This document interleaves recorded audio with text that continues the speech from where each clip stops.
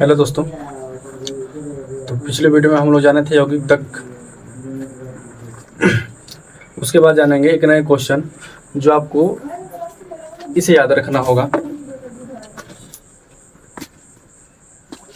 थोड़ी सी देखेंगे आज चीज़ें क्वेश्चन जो आपको अभी फिलहाल लिखना है और बाद में आगे चल के काम आएगा, जो आपको याद रखना होगा। तो हम देखेंगे सबसे पहले क्वेश्चन हमारा ये है। क्वेश्चन, कौन सा धातु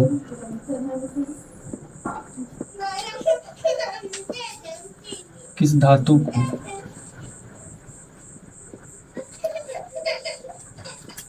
हटा सकता है?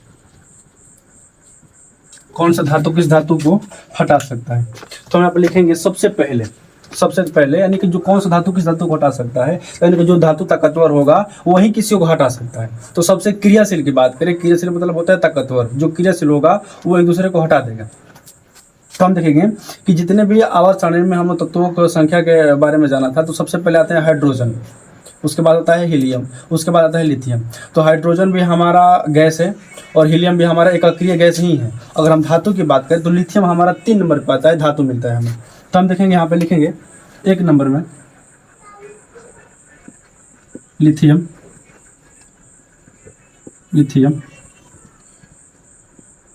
Potassium, sodium, calcium, magnesium, aluminium, zinc,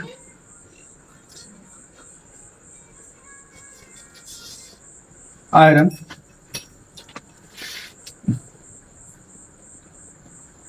tin, P B, lead जिसको शीशा भी कहा जाता है, हाइड्रोजन, कॉपर, चांदी, सोना और पीटी, प्लेटिनम। अगर हम इसका नाम लिखें तो आप लिख सकते हैं जी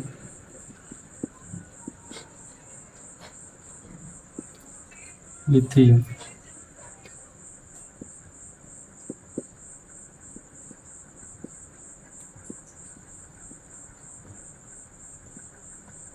पोटेशियम,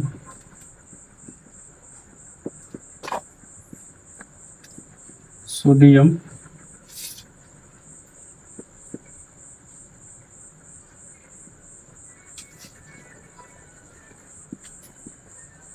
कैल्शियम,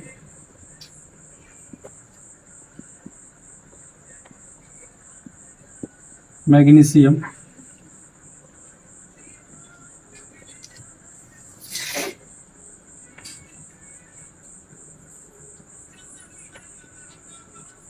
एल्यूमिनियम,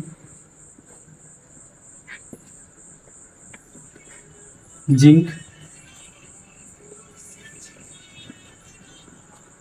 आयरन जिसको लोहा भी कहा जाता है। ये हो गया lithium, potassium, sodium, calcium, magnesium, aluminium, zinc और आयरन। ये हो गया रासायनिक नाम और ये हो गया तत्वों के संकेत। यहाँ पे देखेंगे एसेंस होता है टीन,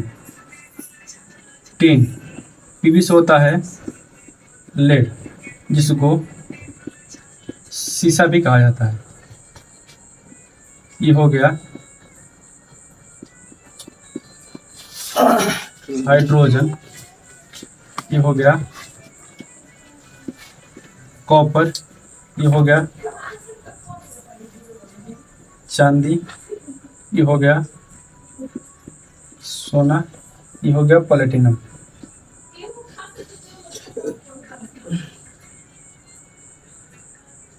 ये हो गया प्लेटिनम।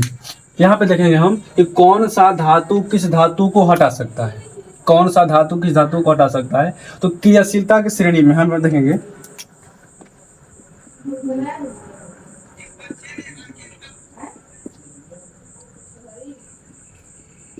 क्रियाशीलता श्रेणी, क्रियाशीलता श्रेणी यानी कि अगर कहीं पे पोटेशियम संयोग किया है किसी एथी में यौगिक में, किस यौगिक में अगर पोटेशियम है, अगर लिथियम आएगा तो पोटेशियम को वहाँ पे हटना पड़ेगा। अगर हम बात करें, अगर पोटेशियम जहाँ पे सोडियम रहेगा, अगर पोटेशियम आएगा तो सोडियम को वहाँ पे हटना पड़ेगा, ठीक ना।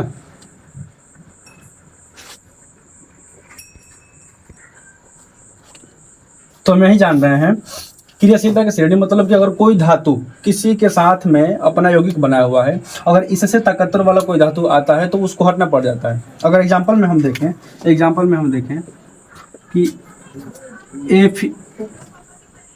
Fe2O3 प्लस में एल्यूमिनियम, हम देख रहे हैं कि यहाँ पे Fe2O3 यानी कि आयरन का ऑक्साइड, ये दोनों साथ में है, लेकिन अगर प्लस में अगर एल्यूमिनियम आ जाएगा जब अभिक्रिया करेगा ये, तो ये जो आयरन का ऑक्साइड है वो कौन ले लेगा, तो एल्यूमिनियम ले लेगा।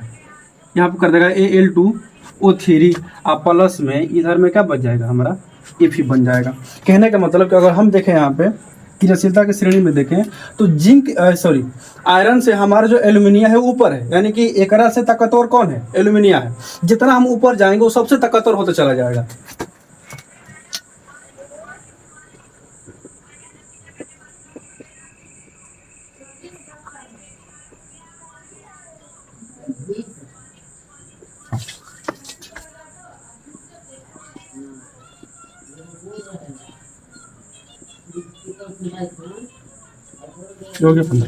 हम देख रहे हैं कि हमारा एल्यूमिनियम है 6 नंबर पे और आयरन है 8 नंबर पे। तो जो धातु जितना ऊपर रहता है वो उतना ही क्रियाशील होता है, जो धातु जितना ऊपर रहता है उतना ही वो क्रियाशील होता है। कहने का मतलब कि अगर यहाँ पे आयरन देख रहे हैं कि आयरन का ऑक्साइड बना अपने साथ में, आयरन और ऑक्साइड अपने साथ में बनाया हुआ है, लेकिन इसके जगह पर अगर एल्यूमिनियम आ जाता है तो डर से आयरन को पीछे भागना पड़ जाता है, यहाँ पे हटना पड़ जाता है। यानी कि यहाँ पे आयरन ऑक्साइड बनाया हुआ है, प्लस में एल्यूमिनियम जैसे ही आएगा तो एल्यूमिनियम इससे ऊपर है, तो कहने का मतलब क्रियाशील है, इससे ऊपर कहने का मतलब ये क्रियाशील है। तो क्या करेगा, यहाँ पे एल्यूमिनियम जो है इसका ऑक्साइड छीन लेगा, आयरन से ऑक्साइड छीन लेगा और ये आयरन बेचारा बच जाएगा अकेले और वो भाग जाएगा उधर।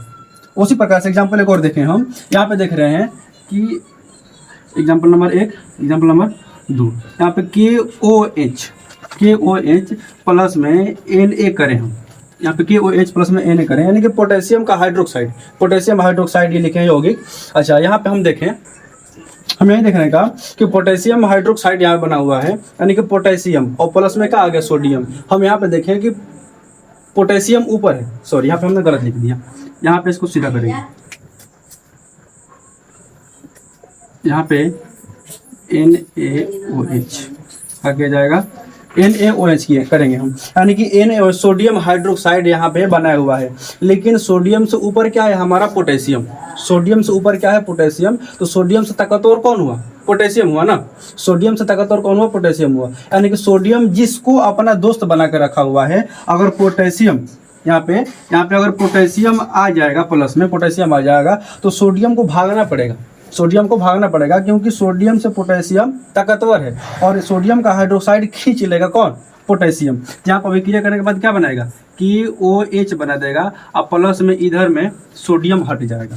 हम यही देख रहे हैं बार बार कि यहाँ पे आयरन से ताकतवर कौन है, एल्यूमिनियम। तो एल्यूमिनियम अगर जैसे ही आएगा तो इसका ऑक्साइड छीन लेगा, आयरन का ऑक्साइड छीन लेगा और अपने पास ले लेगा और बेचारा बच जाएगा अकेले आयरन, इसको हटना पड़ेगा, क्योंकि आयरन से ताकतवर कौन है हमारा, एल्यूमिनियम ताकतवर है। उसी प्रकार से यहाँ पे हम देख रहे हैं कि पोटेशियम ऊपर है और सोडियम नीचे है। तो जो धातु ऊपर होता है वो क्रियाशील होता है, ताकतवर होता है, नीचे वालों को हटा सकता है। कहने का मतलब कि अगर कोई व्यक्ति हमसे बढ़िया रहता है, ताकतवर रहता है, तो हमें अपने जगह छोड़ करके भागना पड़ जाता है और वहाँ के हमारा जगह घेर लेगा, ठीक है ना। तो वही हुआ, यानी कि सोडियम से ऊपर सोडियम हाइड्रोक्साइड बना हुआ है, अगर इससे ऊपर वाला तत्व है, कहने का मतलब पोटेशियम आएगा, इसका हाइड्रोक्साइड छीन लेगा और सोडियम को अकेले भागना पड़ेगा। तो ये हुआ। अच्छा, इसके नोट में हम जानेंगे थोड़ी सी चीज़ें, यहाँ पे आप ध्यान रखिएगा, ये हाइड्रोजन, यहाँ पे लिखे हैं हम हाइड्रोजन, इसको नोट में जानेंगे थोड़ा सा। इसको हम मिटा देते हैं, तब तक आप इसे स्क्रीनशॉट ले लीजिएगा।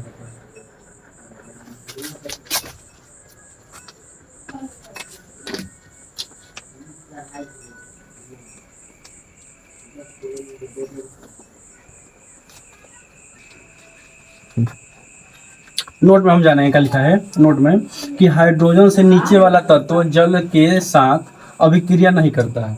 हाइड्रोजन से नीचे वाला तत्व जल के साथ अभिक्रिया नहीं करता है। तो हम यही देखे थे हो कि हाइड्रोजन से नीचे में क्या था, मतलब हाइड्रोजन नीचे में था कॉपर, हमारा कॉपर था, चांदी था, सोना था, प्लेटिनम था। यानी कि जो हाइड्रोजन से नीचे वाला तत्व है, जो हाइड्रोजन से नीचे वाला तत्व है वो जल से अभिक्रिया करता ही नहीं। अभिक्रिया करने का मतलब कि खराब नहीं होता है, जल से अभिक्रिया करके वो खराब नहीं होता है। अगर हम देखते हैं, हमेशा देखते रहते हैं कि किसी के हाथ में कॉपर का तार होता है, ये कॉपर का तार मतलब हाथ में नहीं। अगर हम देखते हैं किसी के हाथ में चांदी का अंगूठी पहना होता है, सोना का अंगूठी पहना होता है, प्लेटिनम लगा होता है, तो मतलब पानी में कितना भी इंसान धोता है, नहाता है, सब कुछ करता है, लेकिन पानी से खराब नहीं होता है।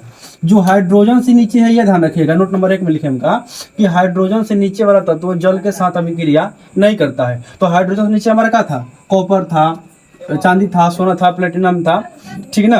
ये सब हाइड्रोजन से नीचे हैं। चांदी का अंगूठी बनता है, पायल बनता है, सोना का अंगूठी बनता है, सिकरी बनता है, वगैरह वगैरह बनता है, प्लेटिनम का भी बनता है।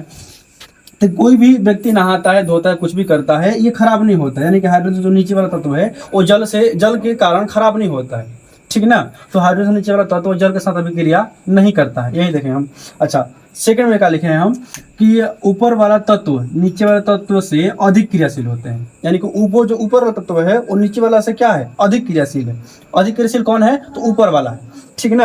हम यही जाने थे जी, ये नहीं जाने थे। यहाँ पे देखिएगा कि हम लिखे थे सबसे पहले का फर्स्ट में कि लिथियम था, उसके बाद पोटेशियम था, फिर यहाँ पे सोडियम था, उसके बाद में क्या था, कैल्शियम था, फिर मैग्नीशियम था, उसके बाद जिंक था, मैग्नीशियम के बाद एल्यूमिनियम था जी, एल्यूमिनियम था, फिर जिंक था, उसके बाद में क्या था, आयरन था हमारा। तो वहीं देख रहेगा कि ऊपर वाला तत्व, नोट का हम देखेंगे, नोट समझेंगे कि ऊपर वाला तत्व नीचे वाले तत्वों से अधिक क्रियाशील होते हैं। तो यानी कि ऊपर वाला जो है ना नीचे वाला से अधिक क्रियाशील है। कहने का मतलब कि मैग्नीशियम से अधिक क्रियाशील कौन है, हमारा लिथियम है।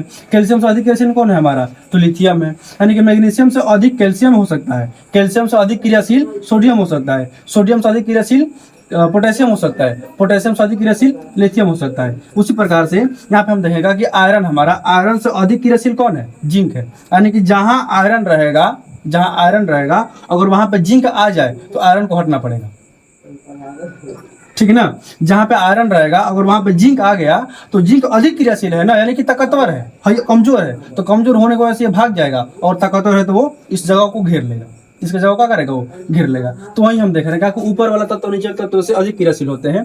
कहने का मतलब ये फिर लिखे यहाँ पे, ऊपर वाला तत्व नीचे वाले तत्व को हटा सकता है, लेकिन नीचे वाला तत्व ऊपर वाला तत्व को नहीं हटा सकता है। अब कितना, मान लीजिए कि यहाँ पे जिंक अगर लगा हुआ है, ZnO कर दिया प्लस में, और यहाँ पे क्या कर दिया हम, आयरन। तो अभिक्रिया करने के बाद ये ऐसा नहीं करेगा, यानी कि Fe2O नहीं कर पाएगा, प्लस में है ना जिंक ना रहेगा, ठीक ना। ये गलत हो जाएगा क्योंकि जिंक हमारा है आयरन से अधिक क्रियाशील है। जो बरियार है तो कमजोर छीन लेगा का इससे। कोई बरियार इंसान है, मान लीजिए कि वो अपने हाथ में आम पकड़ा हुआ है, आम लिया है, अगर कोई कमजोर लड़का आए सोचे कि हम छीन ले उससे, तो नहीं हो पाएगा ना जी, क्योंकि कमजोर है पहले से वो। लेकिन वही हम करेगा, वही हम क्या करें, हाँ वही हम बता रहेगा कि अगर कमजोर लड़के के किसी हाथ में आम है और जो ताकतवर वाला आएगा वो छीन लेगा उससे छीन लेगा, ठीक है ना, क्योंकि वो ताकतवर है। तो वही हम देख रहेगा कि ऊपर वाला तत्व नीचे वाले तत्व को हटा सकता है। यानी कि अगर कोई तत्व है यहाँ पे जब बढ़िया रहेगा तो वो हट जाएगा, भाग जाएगा, लेकिन नीचे वाले तत्व ऊपर तत्व को नहीं हटा सकता। और नोट नंबर ये लास्ट वाला है कि मैग्नीशियम ठंडा जल से अभिक्रिया नहीं करता है। आपसे सवाल कभी कभी करते हैं एग्जाम में कि निम्न में से कौन सा तत्व ठंडा जल से अभिक्रिया नहीं करता है। आपके 4 तत्वों का ऑप्शन देंगे, मान लीजिए कि सोडियम दे दिया, मैग्नीशियम दिया, कैल्शियम दिया, जिंक दे दिया, तो उसमें आपको कौन सा चुनना है, तो मैग्नीशियम, क्योंकि मैग्नीशियम ठंडा जल से अभिक्रिया नहीं करता है। गर्म जल से कर लेगा, ठंडा से नहीं कर पाएगा।